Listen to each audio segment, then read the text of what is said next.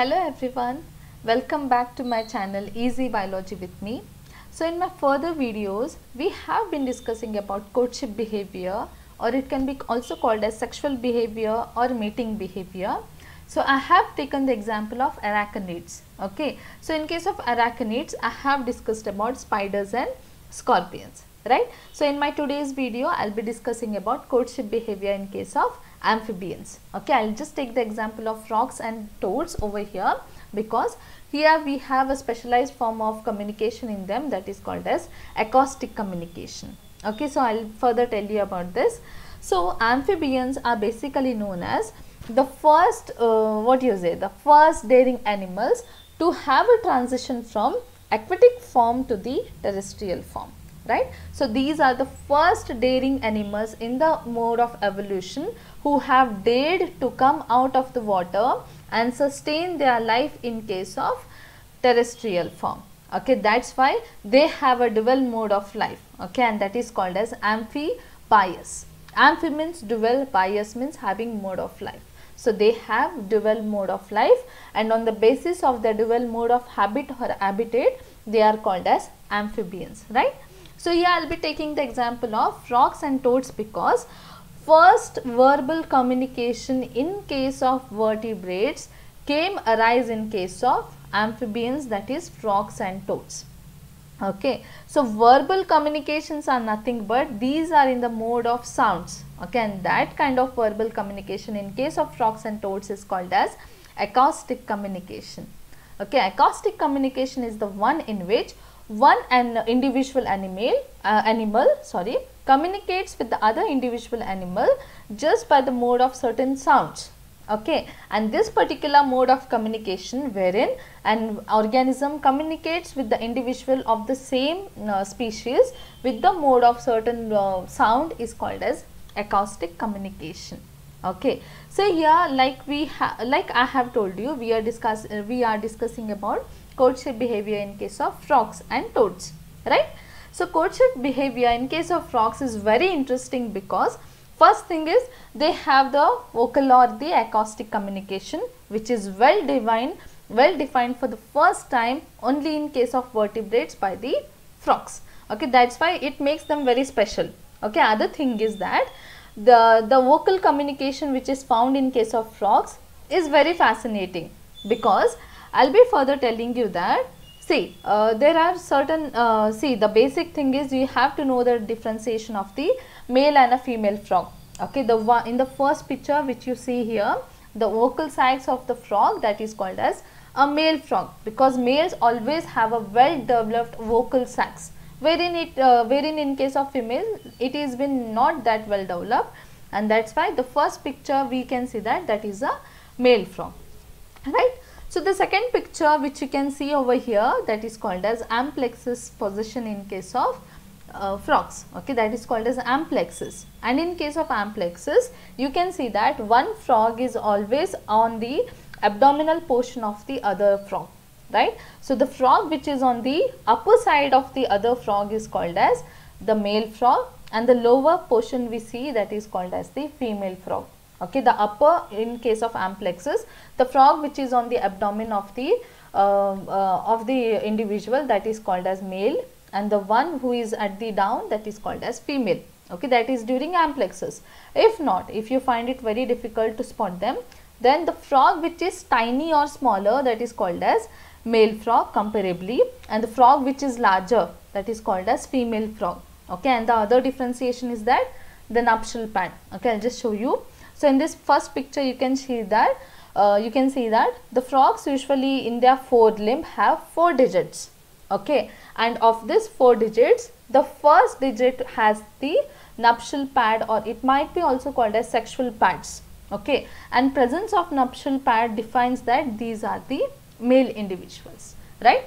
So in case of mating behavior, the first thing which is exhibited is the advertisement call or the mating call. Okay, advertisement call or mating call is actually given by the male individuals of the family. Okay, male frogs just go on giving the advertisement call for the female. Okay, they just go on advertising themselves. so that the female is attracted and approach and start to approach towards them. Okay, that's the reason advertisement calls are given. Okay, but here, okay, remember one thing, that in a further water stream, okay, in a stagnant water, because water is the basic thing for their sustainability of the life. Okay, that's why they find certain water and they create their nest over there and start advertising themselves. Okay, but naturally the thing is that there are not only one male frog and one female frog.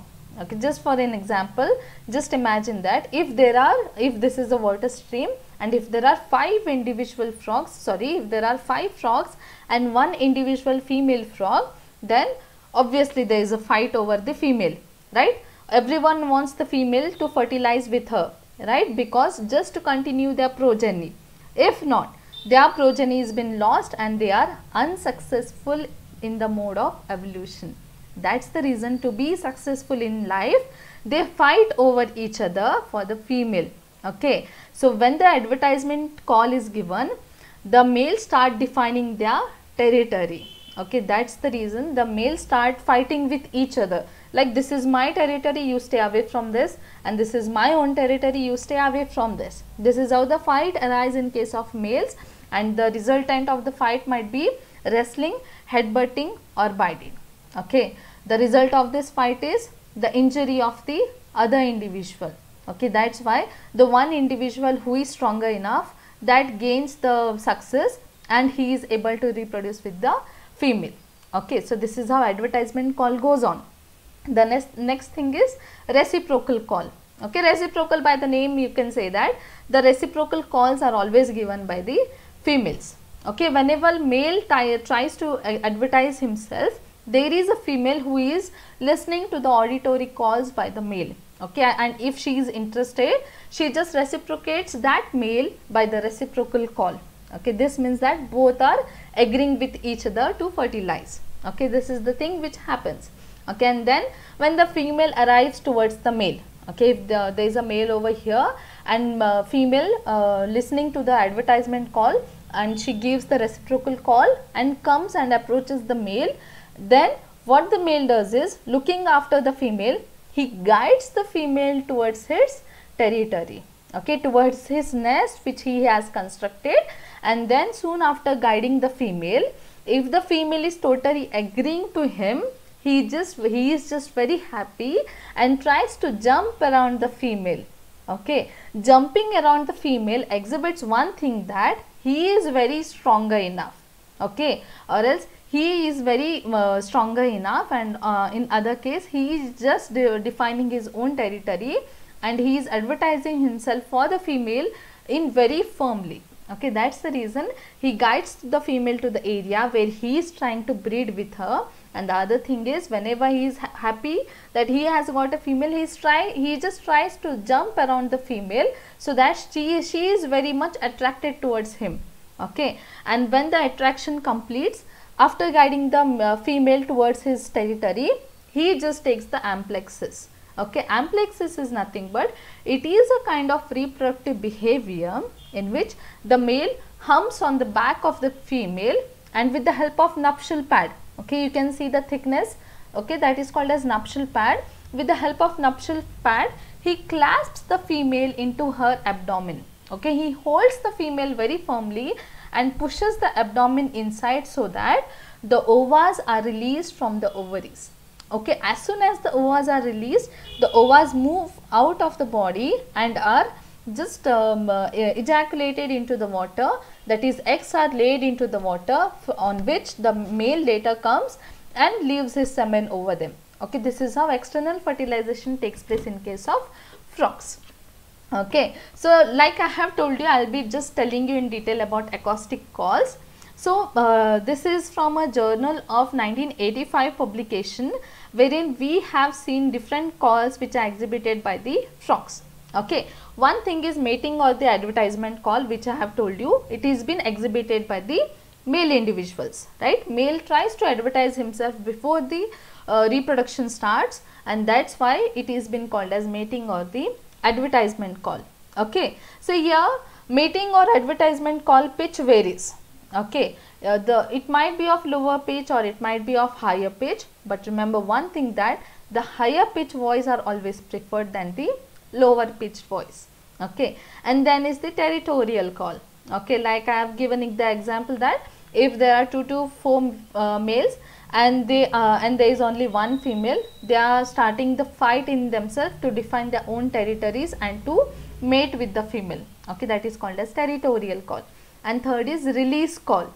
Release call is the one wherein if the female is not interested to mate with the male, okay, remember, if she is not interested, she just gives a release call, okay, so saying that I am not interested in you, right? It is a very kind language of them, that just to give a release call. This is one thing. And other thing is that if the male has mistaken an other male as a female, okay, if there is another male towards the male who is giving the advertisement call, he is mistaken that she is a female, right? Just to correct the mistake of that male, the release calls are given by certain male individual saying that you are mistaken, I am not a female, I am a male. Okay, that is other thing. And then is the reciprocal call. Okay, if the females are very like whatever advertisement they see, they look after the male and they are happy with that, they just give the reciprocal call. Okay, distress call is the one, by the word you can say that under certain critical condition, okay, if there is any such danger, then distress call are given, wherein they inform the other individuals that there is a danger or I am in a particular danger. Okay, so these are the types of acoustic calls which you can see in case of frogs and toads. Okay, so here number of factors determining courtship. Okay, there are particular number of factors which determine the courtship in frog. The first is water. Obviously, there must be a presence of water because the eggs of the amphibians are jelly in nature. Okay, if these eggs are laid on case of terrestrial atmosphere, that is in land, due to excess evaporation to the due to excess exposure to the sun rays or the sunlight, the eggs are been evaporated. The whatever water content is present in case of eggs, that is been totally evaporated and the damage to egg happens. Okay, that's why water is very necessary for them. Okay, and then is the other thing is their larval stages have gill structures. Okay, right. So the gills are the functional respiratory structures only in water. That's why they require water. Second thing is amplexus position.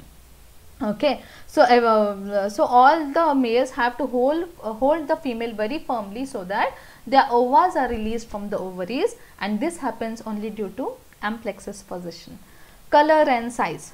Okay, color and size here means that the color, the female which has the color, okay, the female which arrives towards the male, she has the right to choose the male. Okay, I have told you in the previous video why she has the right to choose the male, right? So she actually chooses the male on the basis of the color which is similar to her body color. Okay, that is one thing.